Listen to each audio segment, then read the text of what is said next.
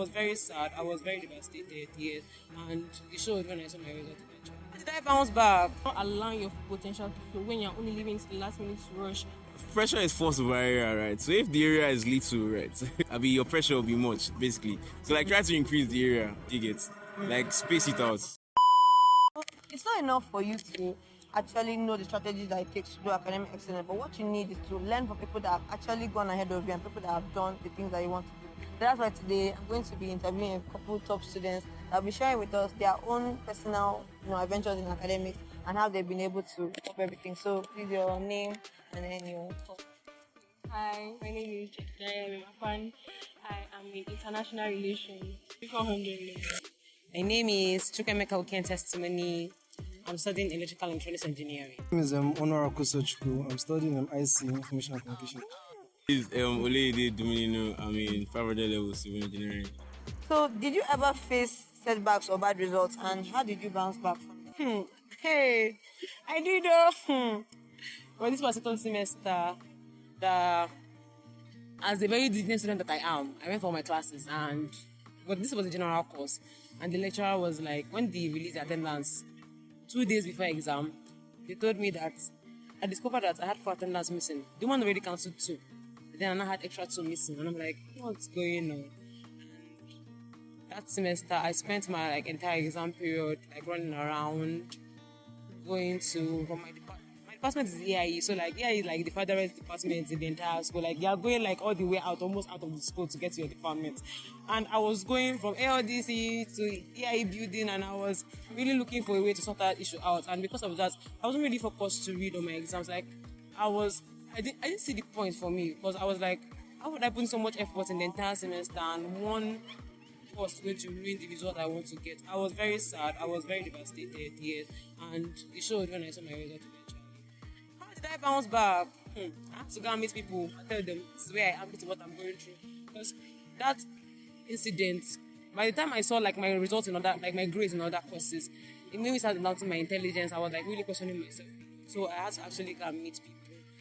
Start talking to a lot of my higher level friends and tell them this is what I'm going through, I need help. And they really encouraged me. They were like, you can still bounce back. I really thank God for the people surrounded me with that period, because that particular year was not a very easy year for me. But yes, God really helped me, and I bounced.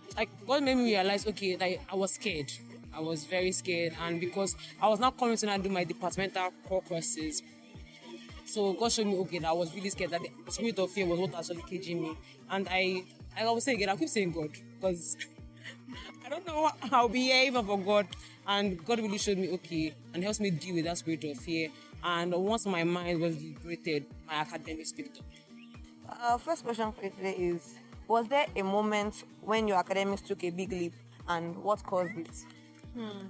In my 300 level alpha, that was when I adopted a new study technique. So in my course, we did a lot of research and information gathering. And so in previous level 100 and 200, I used to wait and also write my research in notes. But after that, I realized that what's the point if I'm still going to write again? So I just decided that, okay, when I gather my research online, I have a document for each course. And so maybe 414, there's a document for it, another one, a document for it, and I just put my research instead of writing it down, because it saves time, and in that way I can gather more and also calm down before exam. I don't have to rush looking for ways to read and what to read. I just have my resources in one place, and I just it's in my head. Okay, so yes, that's semester I realized that both in my academics and personally, I felt I did much better than I usually used to do in other semesters, and I saw it change in my results. Yes, 200 level alpha semester after the drop, it really went back up, because instead of, I was also allowing people to teach me, and I was also teaching other people. I feel that really helped me a lot, because in as much as I listen in class, I don't really solve on my own. But because I have to teach other people, people are looking forward to me teaching them. I was forced to sit down and read and still teach them. So I kept on solving the same questions over and over again, practicing. So that was actually what made it go back up. That's very important. Practice, and then teach other people what you're learning. So what's your go-to study technique that always works for you? Thank you for asking that, like mine, because for some other people it doesn't work the same way. But for me, I prefer to gather and then like do it little by little. Some people can read 4 hours straight. When when I know my previous academic director, she used to say it and I just be like, wow, I envy you so much. But I feel like it's important to also know what works for you. When I tried it, I know that I slept that day when I was trying to read in library. So for me, I do like 1-2 hours at once. I take a break and then I come back again. So long stretches aren't my thing, and I think that it's good to also know what works for you. So yeah, that's the technique that works for me. And yeah, reading as I'm also researching. Some people research everything first and then come back and read it. As I'm researching, I'm like trying to understand, okay, what am I even doing? What am I putting together? And so in that way, as I've gathered my information, I also know what I'm talking about. So by the time exam comes, it's like familiar knowledge that I'm just trying to put back into my brain. Okay, so what's your go-to study technique that always works for you? YouTube videos. Right. Listening in class and reading a 120 slide notes is a scam. Right. Just go to YouTube, right? Then find your plugs, you'll be fine. So what's one habit that you feel every student should start right now? One habit. Try to think ahead. Right. Like now, I think we're entering 6th week. Right. So test is 7th week or 8th week. So try to think ahead. You don't just know that, okay, like what are activities this week? You have to start reading this. Even let's say this was not even test week. Let's say we're like in 2nd week, 3rd week. You already know that, okay, you have to start listening in class so that when you want to read for test week, when you want to read for test rather, like the bulk of stuff you need to do will not be too much. Do you get? Like, just try planning yourself ahead. Like now, we're going home before test 2 and exam, so you should already know, okay, what you are going to have an idea at least. If let's say you don't have it to detail, just have an idea what you're going to do when you go home. Like stuff you're going to read, stuff you're not going to read, stuff that, okay, you have locked in now, so then you are free. Like you cannot touch this course till next year. You'll be fine. So you just try to start thinking ahead. Teaching people, even if you don't know as much, try and tell somebody what you already have in your head and try and hear what they have to say back to you. It really helps a lot. If you are explaining what you think you have in your mind and you find out that at the end of the day, the words that come out of your mouth are not really what's in your head, it gives you like, oh, I don't really know this thing well. Let me actually go and read up on it. Let me go and try to know it better. And teaching people helps you to actually put it like, let's stick. Your question is, were you always a top student and did things change along the way? I was always at the top, yes. And I think in my 100 level Omega semester, I don't know how it just went back down, but I was able to recover after that because I made some certain mistakes. I was really procrastinating. I was not really serious as of what the course entails and the whole Omega semester enjoyment and all. So I really lost track of everything, but I got my feedback. Okay, by overcoming procrastination. Procrastination, yes, then willingness to be taught. I was somewhat like, I didn't really want to learn from other people.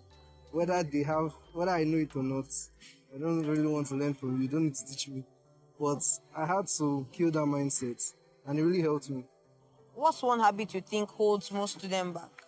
I think this one affects even more than academics, procrastination. Like pushing things to the last minute. Not only like, when it comes to exam and that, like even like in maybe assignments and things like that, you begin to rush and you're not giving yourself the opportunity to do your best. Like you're not allowing your full potential to flow when you're only leaving to the last minute to rush. When you give yourself time, sometimes you even realize that, I even made a mistake, I can come back and readdress that mistake and make it better instead of like rushing last minute.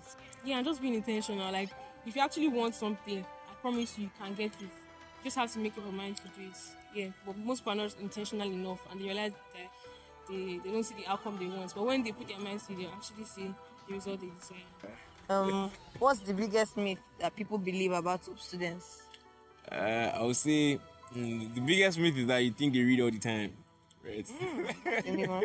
Right, like, yeah, you can't see. We're all human beings. Some of us fast. There's no need to hide it. Some of us, as a guy, some of us like Uma, some of us like football. Some of us, we spend most of our time in chapel, they get praying and all. Some of us were engaged. We're trying to make money. They get this life. Like, I find out, yeah, cannot be still depending on your parents, basically. So, don't just think that top students read all the time. That's a lie. They get. We also have lives. We also have things we're doing. So, just also think ahead, right?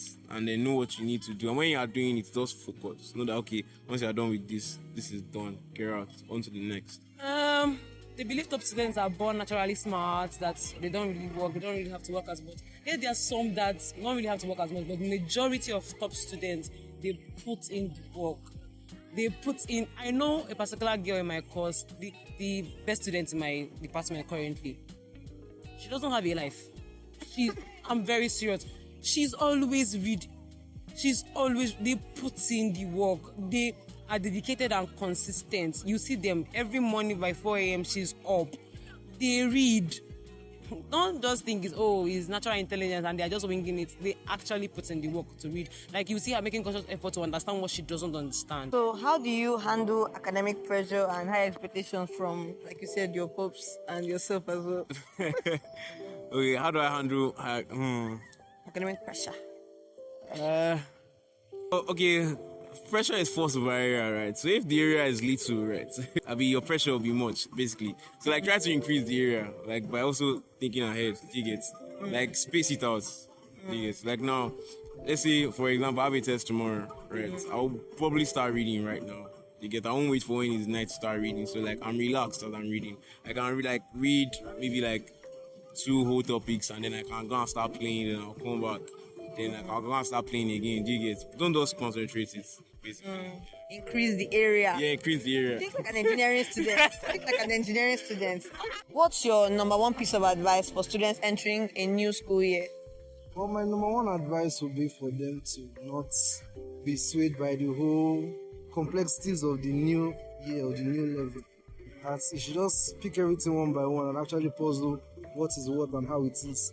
Because assuming a particular course or assuming about a particular session before you actually meet the session can be very bad and disappointing, because you already keep this mentality, okay, maybe you've been hearing rumors about this level is actually hard, it entails a lot, you now get stuck in your head that even simple things look complex to you. But if you actually take your time and go through it and be like, oh, it's not really that bad, you can actually do this. It's hard, this and that. So yes, it happens like that. So I would advise them that they should just come into a new level with an open mind, that things can actually change from past sets.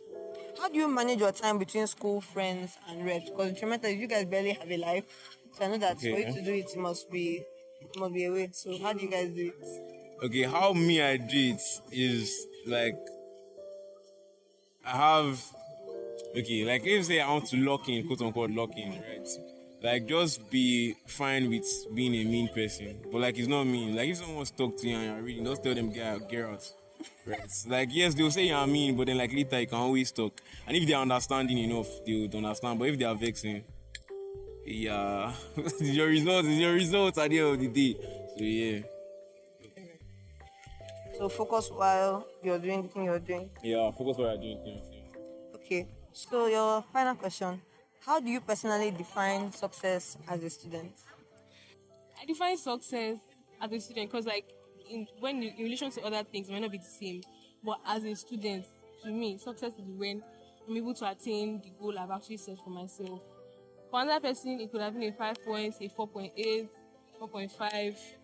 But like, when you know you have set a goal and you have to your best achieved it, I think that is success. And also, like, success is also when you achieve something with principles that can be replicable. Like, you can tell somebody else and they can be like, oh, these are practical steps that I can also take to achieve this kind of thing. So to me, that is success. Success as a student for me, it depends on the particular season I'm in that point in time, and what I know that is required of me at this particular point.